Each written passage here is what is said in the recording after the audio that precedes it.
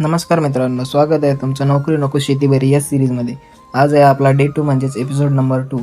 सकाळची सुरुवात एकदम प्रसन्न करेल अशा सूर्यप्रकाशाने होते. हे दृश्य आणि थंडगार हवा फक्त आपल्या गावाकडेच बघायला भेटते आणि एक नवीन एनर्जी मिळते. मला वाटतं हेच कारण असेल गावाकडील लोक एवढे मेहनती आणि कष्टाळू असतात.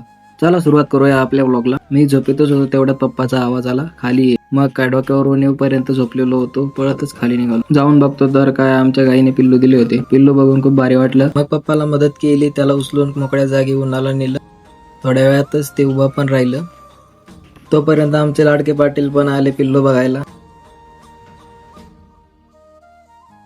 गावातून लक्ष्मण भाऊ आले होते, ते लागले आपल्या पाटलाची मजा घ्यायला. चला म्हटलं आता काहीतरी कामाचं बघू. उन्हाच्या आधी थोडा कापूस वेचून येऊ.